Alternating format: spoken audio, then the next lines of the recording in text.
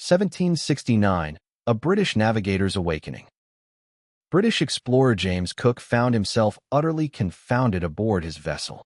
Despite commanding the most sophisticated maritime technology of his era, sextants, compasses, chronometers, and exhaustive celestial maps, he stood face to face with a Polynesian navigator named Tupaia, who had just recounted a voyage exceeding 3,000 miles across featureless ocean.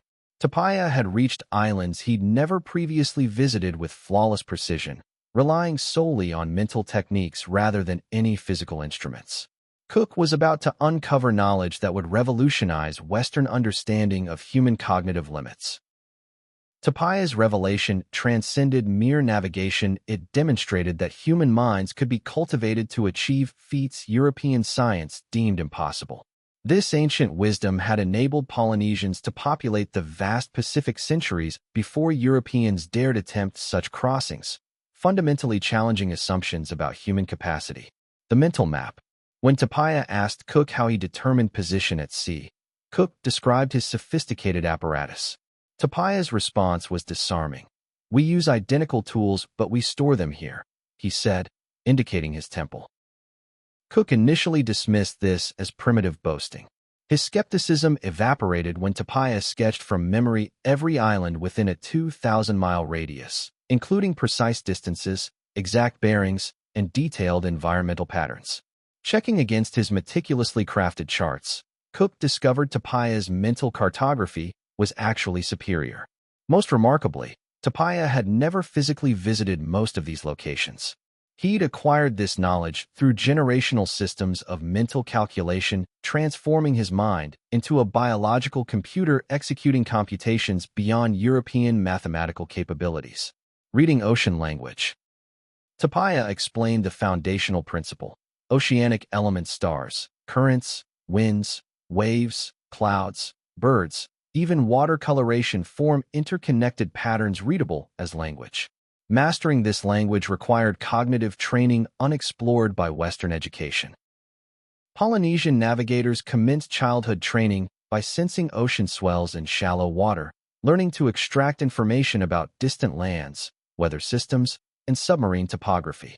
Expert navigators could distinguish individual swells from specific directions even when multiple patterns converged simultaneously.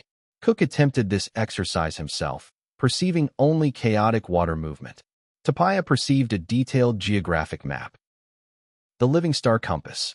Tupaia described mental star compasses, not memorized positions, but understood as three-dimensional relationship networks shifting throughout nights and seasons.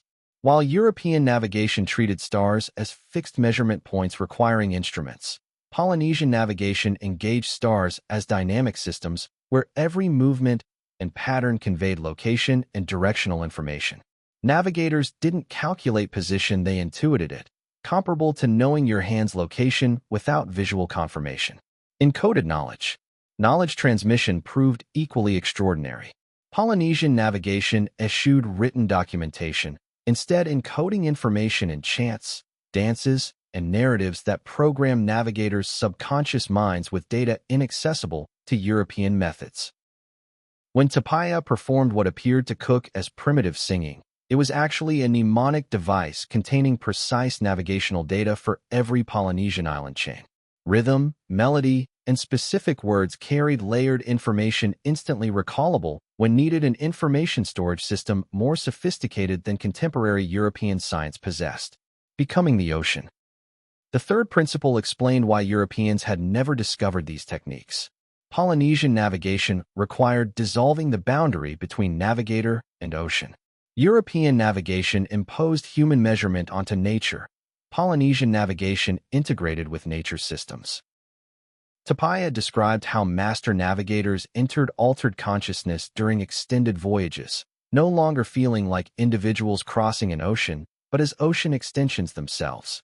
In this state, navigation wasn't calculation, but direct positional perception through natural system integration.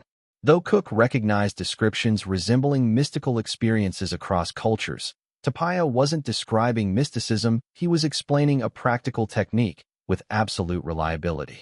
Proof of power. The ultimate revelation came when Tupaia offered to navigate Cook's vessel to any Pacific island using exclusively mental techniques. During a test voyage to a distant island Tupaia had never visited, he guided the ship without consulting instruments, no sextant measurements, compass readings, or chronometer calculations. Standing at the bow, Tupaia read patterns in waves, clouds, birds, and stars through senses Cook couldn't comprehend. Their perfect arrival shattered Cook's entire understanding of human capability. Properly trained consciousness could achieve what the finest European technology and mathematics could not. Implications beyond navigation. The implications transcended navigation. If human minds could navigate oceans without instruments, what other seemingly impossible capabilities might proper mental training unlock? Cook's accounts of Polynesian navigation were initially dismissed in Britain as exaggeration or primitive luck. European scientific authorities refused to acknowledge indigenous peoples possessing cognitive abilities exceeding European education. This dismissal proved catastrophic for European understanding. Modern rediscovery. Contemporary neuroscience is finally comprehending what Polynesians discovered millennia ago. Human brains possess far greater capability than Western education develops. The ancient secret addressed human potential itself. Polynesian navigators prove consciousness could be trained for capabilities appearing supernatural to those who've never developed them. The transformative truth. This wasn't unique Polynesian genetics or mystical gift, it was learnable skill. Any human brain could develop Tupaia's abilities through proper training methods, techniques for developing sensory awareness, pattern recognition, and intuitive calculation that European education never explored because it presumed such things impossible. Legacy and application. Today, these ancient techniques are being rediscovered and applied to modern challenges. Athletes train using Polynesian awareness methods for seemingly superhuman performance. Scientists study indigenous knowledge systems for cognitive capabilities Western education never cultivates. Researchers explore consciousness training techniques ancient navigators mastered centuries ago. The ancient Polynesian secret wasn't concealed in lost artifacts or mystical rituals. It was hidden in plain sight. Human consciousness possesses capabilities far exceeding modern civilization's beliefs. Most incredibly, we're only beginning to rediscover what ancient peoples always knew: the real limits aren't in human potential, but in what we believe possible.